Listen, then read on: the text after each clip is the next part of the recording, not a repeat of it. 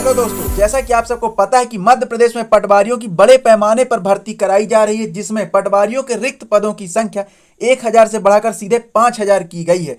तो दोस्तों, यह सारी खबर तो आपको पहले पता चल चुकी है। अब मैं आपका समय व्यर्थ न करते हुए डायरेक्ट मुद्दे पे आता हूं और बताता हूं कि आप पटवारी परीक्षा की तैयारी करने के लिए किन किन पुस्तकों का उपयोग कर सकते हैं, और आपको पटवारी से संबंधित पूरे सिलेबस की जानकारी नीचे दी जाएगी। दोस्तों, अगर आप चैनल पर नए हैं तो फटाफट चैनल को सब्सक्राइब कर लीजिए और बेल आइकन की घंटी दबा दीजिए, जिससे लेटेस्ट अपडेट आप तक पहुंचती रहे। तो चलिए शुरू करते हैं। तो सबसे पहले दोस्तों, बुक नंबर 1 है मध्य प्रदेश व्यावसायिक परीक्षा मंडल भोपाल द्वारा यह पुस्तक संचालित की गई है। इसके अंतर्गत आपको सामान्य ज्ञान, गणितीय प्रश्न, सामान्य हिंदी, ग्रामीण समाज एवं विकास, कंप्यूटर का ज्ञान, सभी महत्वपूर्ण विषय आपको इस पुस्तक पे मिल जाएंगे। तो आप इस पुस्तक का उपयोग भी अपने पटवारी की परीक्षा के लिए कर सकते हैं। उसका सेकंड पुस्तक है, इसमें 15 प्रैक्टिस सेट आपको मिलेंगे। यह व्यापम द्वारा संचालित की गई है। और तीसरी बुक है मध्य प्रदेश व्यावसायिक परीक्षा मंडल द्वारा, इसको भी संचालित किया गया है। तो आप इस बुक का भी इस्तेमाल अपने पटवारी परीक्षा के तैयारी के लिए कर सकते हैं। उसके बाद दोस्तों, अब देखते हैं एमपी पटवारी सिलेबस 2021। जी हाँ, एमपी पटवारी सिलेबस। तो सबसे पहले आपको बता दें कि मध्य प्रदेश पटवारी नायब तहसीलदार का सिलेबस जारी कर दिया गया है। व्यापम ने पटवारी के लिए नोटिफिकेशन जारी पहले ही कर दिया था। इसकी परीक्षा तिथि जल्दी ही आरंभ कर दी जाएगी। एडमिट कार्ड जून माह के प्रथम सप्ताह तक जारी किए जाएंगे। एमपी पटवारी सिलेबस अब आपको हम बताते हैं। तो सबसे पहले दोस्तों, अपन देख लेते हैं एमपी पटवारी नायब तहसीलदार भर्ती से संबंधित महत्वपूर्ण जानकारी।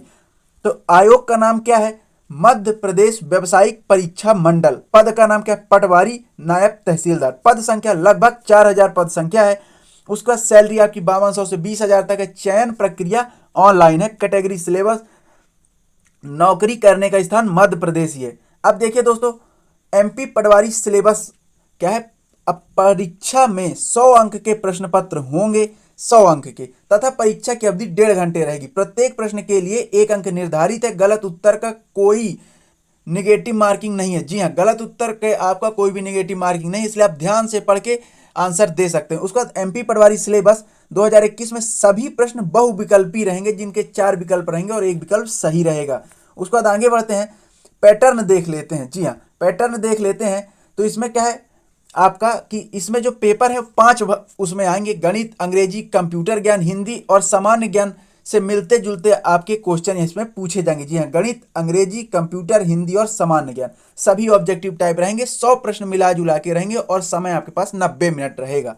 आगे बढ़ते हैं। अब देखिए, एमपी व्यापम पटवारी सिलेबस जो है कुछ इस प्रकार है हिंदी का। जी हाँ, किसका? हिंदी का सिलेबस कुछ इस प्रकार है कि हिंदी में आपसे पूछा जा सकता है वर्तनी की समान अशुद्धियां तथा शब्दों के शब्द रूप, शब्दों में स्त्रीलिंग, शब्दों में बहुवचन, किसी वाक्य को अन्य लिंग में परिवर्तन, मुहावरा व उनका अर्थ, अशुद्ध वाक्यों के शुद्ध रूप, विलोमार्थी शब्द, समानार्थी व पर्यायवाची शब्द, अनेक शब्दों के लिए एक शब्द, कहावतें व लोकोक्तियों के अर्थ, संधि विच्छेद, क्रिया से भाववाचक संज्ञा बनाना, रचना एवं रचयिता इत्यादि संबंधित टॉपिक से आपके हिंदी के ऑब्जेक्टिव प्रश्न आ सकते हैं। अब उसके बाद देखते हैं मैथ में क्या है।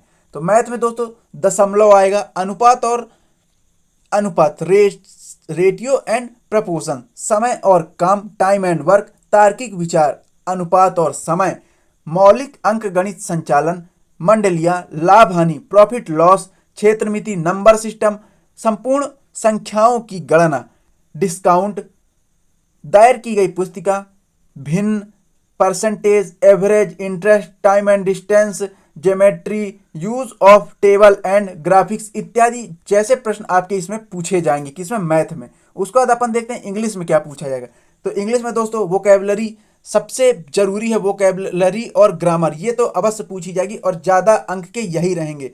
उसके बाद है मौखिक समझ, बीतने, सुधा, इम्प्रूवमेंट है, मार्क है, एडजेक्टिव है, वर्ब है, फिलिंग इन द ब्लैंक्स है, त्रुटि हाजिर, वाक्य की बनावट, सेंटेंस स्ट्रक्चर पूछा जा सकता है, एंटेनियम्स पूछा जा सकता है, सिनोनिम्स पूछा जा सकता है, उसके बाद इडियम्स एंड फ्रेजेस पूछे जा सकते हैं, वन वर्ड सब्सक्रिप्शन पूछा जा सकता है इत्यादि प्रश्न आपसे इंग्लिश में पूछे जा सकते हैं। उसके बाद अपन आते हैं कंप्यूटर नॉलेज।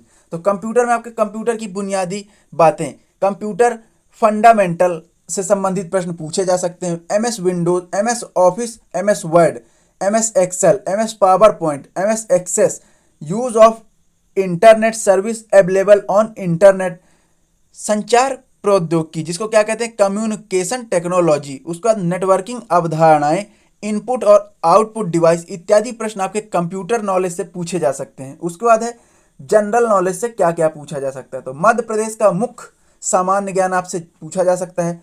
प्रमुख वन्य जीव अभ्यारण्य और राष्ट्रीय उद्यान आपसे पूछे जा सकते हैं। प्रमुख नदियां पूछी जा सकती हैं। सिंचाई की योजना पूछी जा सकती हैं। प्रमुख पर्यटन किले, महल, प्राचीन, उल्लेखनीय और प्राकृतिक संस्थान के बारे में पूछा जा सकता है।